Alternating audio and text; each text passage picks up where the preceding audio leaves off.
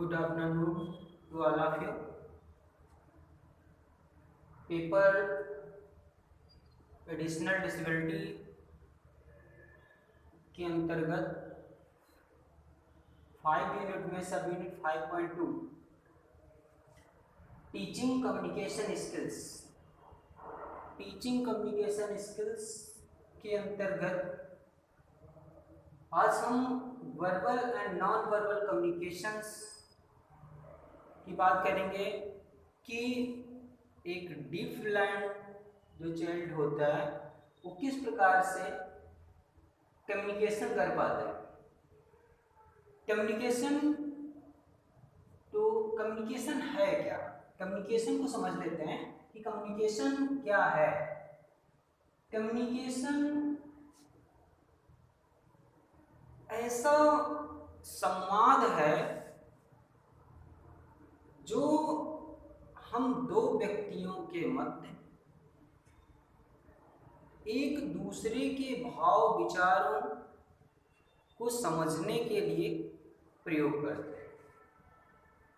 Means जो communication है आपका, कम्युनिकेशन संप्रेषण संवाद, मीन्स संप्रेषण या संवाद क्या है? दो व्यक्तियों के मध्य दो व्यक्ति कौन से? स्पीकर मीन्स बोलने वाला, वक्ता। सेकंड रिसीवर प्राप्तकर्ता या ग्रहण करने वाला, जो सामने वाले व्यक्ति जिसने बोला और उसकी बोली हुए भाव विचारों को ग्रहण करने वाला जो होता है उसको हम बोल देते हैं रिसीवर। मीन्स कम्युनिकेशन एक ब्रिज का कार्य करता है इन दोनों के मध्य। एक पुल है, पुल कौन सा? स्पीकर और रिसीवर को जोड़ने वाला, जो स्पीकर और रिसीवर दोनों को जोड़ देता है, एक दूसरे के भाव विचारों को एक साथ कर देता है। वो क्या होता है? कम्युनिकेशन। मीन्स हम कह सकते हैं संप्रेषण वह प्रक्रिया है जिसके द्वारा कोई व्यक्ति अपने अंतः विचारों को दूसरे व्यक्ति के सामने अभिव्यक्त करता है, दैट इज कम्युनिकेशन। कम्युनिकेशन कितने प्रकार का होता है? कम्युनिकेशन को हम बेसिकली 2 टाइप्स, वर्बल और नॉन वर्बल। किसके परिप्रेक्ष्य में? डीफ ब्लाइंड, जो बधिरांध बच्चे हैं, बधिरांध बच्चे जो संप्रेषण है कम्युनिकेशन की प्रक्रिया, उस कम्युनिकेशन की प्रक्रिया को किस प्रकार से संपन्न करते हैं? 2 प्रकार से, वर्बल और नॉन वर्बल। वर्बल मीन्स बोल करके और नॉन वर्बल मीन्स ना बोल करके, किसी दूसरे अदर माध्यम के द्वारा। वर्बल मीन्स बोलना, मौखिक, मुंह से, मतलब जो हम उच्चारित करके बोल देते हैं। जैसे मैं इस समय आपसे जो कम्युनिकेशन कर रहा हूं, अगर आप प्रेजेंट हैं, जो कम्युनिकेशन हम कर रहे हैं वो वर्बल कम्युनिकेशन, वर्बल, ठीक। दो मौखिक या वर्बल जो कम्युनिकेशन, मौखिक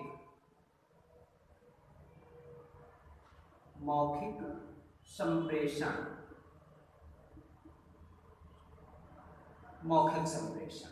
या दूसरा हम क्या करते हैं? Non verbal communication, that means अमौखिक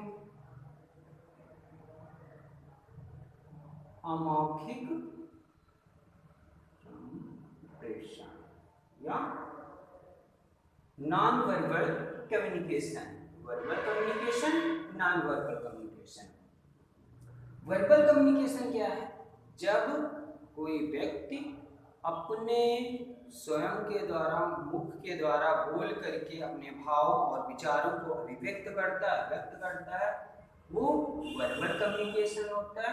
non verbal communication क्या होता है, जब कोई व्यक्ति प्रेजेंट नहीं होता है, किसी दूसरे माध्यम द्वारा मीन्स पत्र पत्रिका के द्वारा अपने भाव और विचारों को दूसरे तक पहुंचाता है, वो नॉन वर्बल कम्युनिकेशन होता है। दैट मीन्स जो फिजिकल बॉडी रिलेटेड हम कह सकते हैं, जो बॉडी रिलेटेड है वो अमौखिक संप्रेषण है। जैसे हम बात करते हैं, जैसे आपसे हमने इशारा किया कि आप लेफ्ट साइड में हैंड की पोजीशन के द्वारा हमने बताया कि लेफ्ट साइड में बढ़ती है, राइट साइड में बढ़ती है। जो लेफ्ट और राइट साइड में बैठने की गतिविधि है, इसी को हम बोल देंगे कि कम्युनिकेशन हो रहा। बट हमने यहाँ पर उच्चारण का प्रयोग नहीं किया, लैंग्वेज का प्रयोग नहीं किया। जब लैंग्वेज का प्रयोग हम नहीं करते हैं तो वहां पर अमौखिक संप्रेषण होता है। मौखिक संप्रेषण होगा मीन्स किसी भाषा की आवश्यकता होगी। जब भाषा की आवश्यकता हो तो मौखिक संप्रेषण, जैसे आप इंग्लिश में बोलते हो, हिंदी में बोलते हो, उर्दू में बोलते हो, संस्कृत में बोलते हो, तो ये मौखिक संप्रेषण मीन्स किसी ना किसी एक लिपि का प्रयोग किया जाता है, वो मौखिक संप्रेषण है। अमौखिक संप्रेषण लिपि की आवश्यकता नहीं होती। बेसिकली आप कहेंगे कि लिपि की आवश्यकता नहीं होती। जैसे आपने इशारा कर दिया कि आपको दाईं तरफ जाना है, बाईं तरफ जाना है, या किसी कोई आप पीछे बैठे हो, कोई आगे है, उसको आपने टच किया और बोला कि इस तरफ हो जाओ या इस तरफ हो जाओ, दैट मीन्स ये आप अमौखिक संप्रेषण कर रहे हैं। तो टीचिंग कम्युनिकेशन में हम बात कर रहे थे कि जो वर्बल और नॉन वर्बल कम्युनिकेशन है, इस वर्बल और नॉन वर्बल कम्युनिकेशन को आपने समझा कि मौखिक संप्रेषण और अमौखिक संप्रेषण। मौखिक और अमौखिक संप्रेषण में जो डीफ ब्लाइंड है, डीफ ब्लाइंड मीन्स बधिरांग,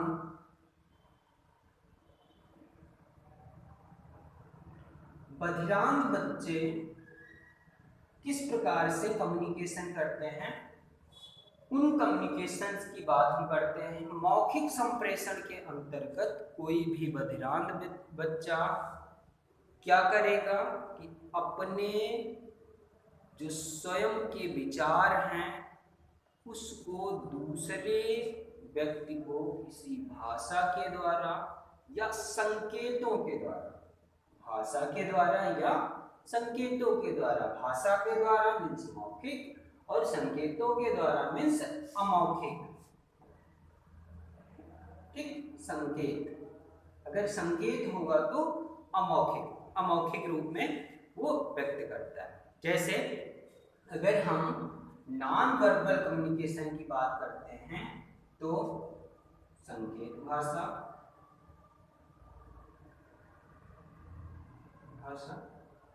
संकेत भाषा, जैसे आपने कहा कि लेफ्ट या राइट, जब आप चौराहे पे जाते हो या रोड पे जाते हो, इस तरह से एरो बना दिया जाता है, एरो। ये क्या है, एक संप्रेषण है, लेकिन कौन सा संप्रेषण, अमौखिक संप्रेषण है, जिससे आप समझ सकते हो कि हम दोनों तरफ जा सकते हैं, राइट साइड जा सकते हैं, लेफ्ट साइड जा सकते हैं, सीधे जाना है।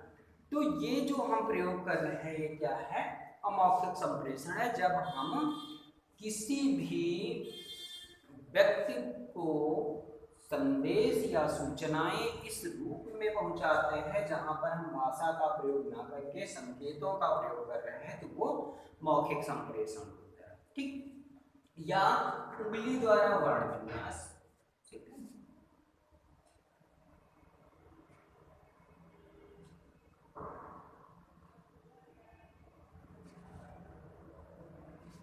विन्यास,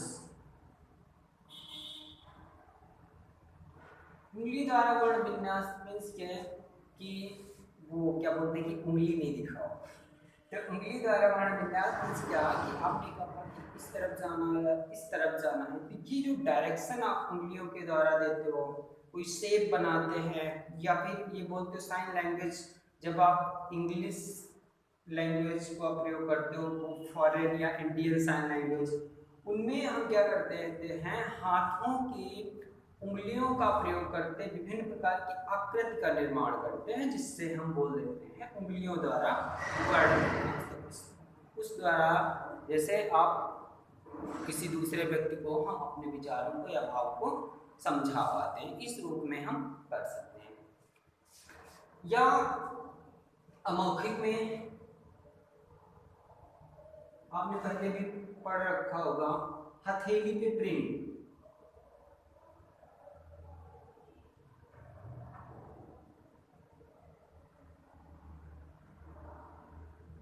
हथेली पे प्रिंट ये बेसिकली जो हम डीप ब्लाइंड की बात करते हैं, इनको पढ़ाने के लिए या इनसे कम्युनिकेशन करने के लिए एक माध्यम है, जिसके द्वारा हम जो डीफ ब्लाइंड है उसके हाथ पर विभिन्न प्रकार की आकृति का निर्माण करते हैं, जिसमें इंग्लिश के कैपिटल अल्फाबेट, क्या जो अंग्रेजी भाषा है, अंग्रेजी भाषा के बड़े अक्षर,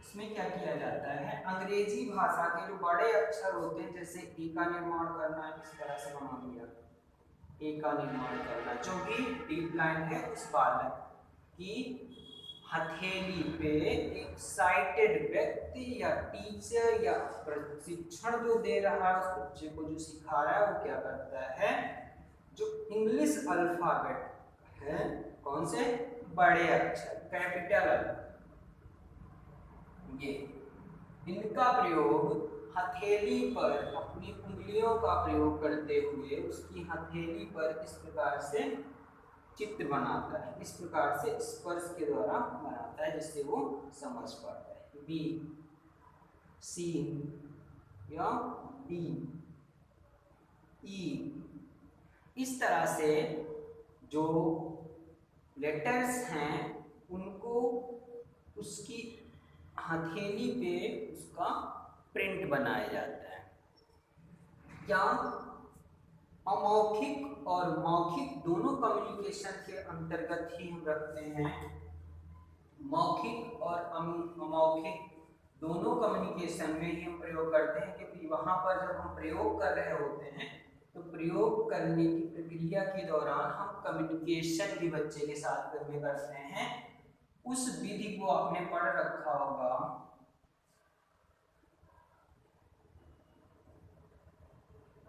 टडोमा मेथड। टडोमा मेथड भी आप लोगों ने पहले से पढ़ा है।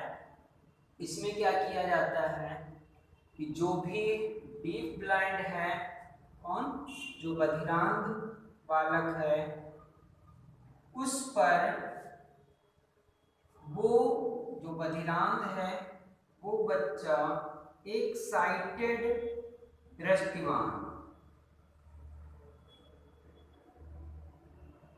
जो दृष्टिवान है मीन्स वो प्रशिक्षक हो सकता है जो उसको सिखा रहा है,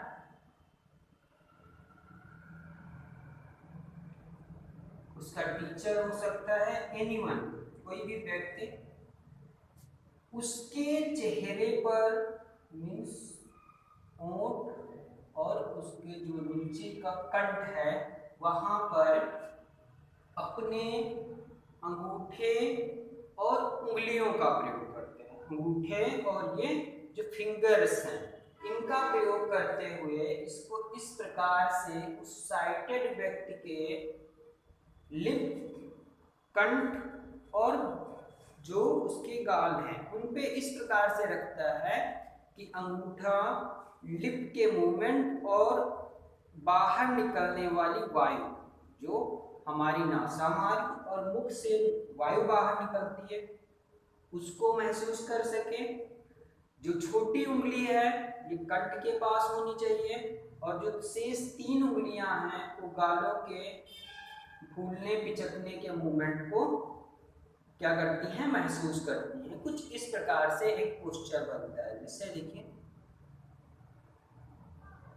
ये।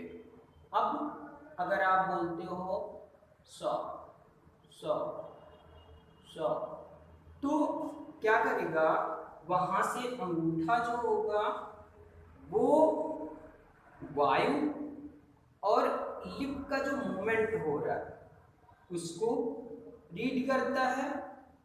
जो छोटी उंगली है कंठ के मूवमेंट को, जो उसकी मूवमेंट गति हो रही है उसको रीड करती है, और जो आपकी 3 उंगलियां हैं ये गालों के फूलने और पिचकने के जो मूवमेंट है उसको रीड करती हैं। तो इस प्रकार से हम टेडोमा मेथड का प्रयोग कर लेते हैं। या इसके अतिरिक्त अमौखिक में ही हम प्रयोग कर लेते हैं संकेत। ये संकेत भाषा है, ये संकेत ओनली कोई आप बोल सकते हो क्यूज, ठीक, इसका प्रयोग करते हैं। जैसे ये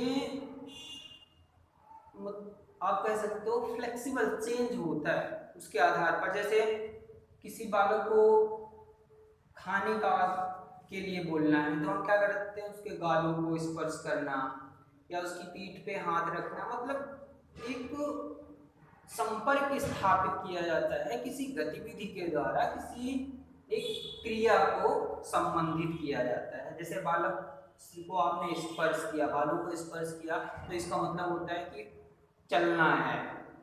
खाने के लिए आपने एक सिंबल बना लिया कि जब हम बालों को स्पर्श करेंगे तो बालक जो डिप्लाइंट है वो समझेगा कि हमको खाने के लिए जाना है। तो इस तरह की कुछ जो संकेत होते हैं उनका प्रयोग वहाँ पर किया जाता है। इसके अतिरिक्त अगर आपको मौखिक की बात करते हो, मौखिक में और अमौखिक दोनों में ही ब्रेल का प्रयोग, ब्रेल लैंग्वेज जो है, ब्रेल भाषा का भी प्रयोग किया जा सकता है। तो इस प्रकार से हम टीचिंग कम्युनिकेशन जो कौशल हैं उनमें वर्बल और नॉन वर्बल का प्रयोग करते हैं। कम्युनिकेशन जो वह प्रक्रिया जिसमें के द्वारा जो लिसनर और स्पीकर दो व्यक्ति आपस में कम्युनिकेशन करते हैं, मीन्स बातचीत करते हैं, संवाद करते हैं। वर्बल और जो कम्युनिकेशन होता है उसको हम 2 टाइप्स में यहाँ पर देखे हैं, वर्बल और नॉन वर्बल, मौखिक संप्रेषण और अमौखिक संप्रेषण। मौखिक संप्रेषण वो है जिसमें भाषा का प्रयोग किया जाता है, अमौखिक संप्रेषण वो है जिसमें संकेत का प्रयोग किया जाता है। बॉडी पोस्चर्स के द्वारा हम विभिन्न प्रकार के सिंबल्स बनाते हैं, वो होता है अमौखिक संप्रेषण। इसके विभिन्न जो मेथड्स हैं, हम विधियां उनको हमने देखा, भाषा, उंगली या वर्ण विन्यास, हथेली पे प्रिंट, संकेत, ब्रेल भाषा या टेडोमा मेथड। इस प्रकार से हम टीचिंग कम्युनिकेशन स्किल जो वर्बल और नॉन वर्बल है उसको इस प्रकार से हम कंप्लीट कर लेते हैं। Thank you.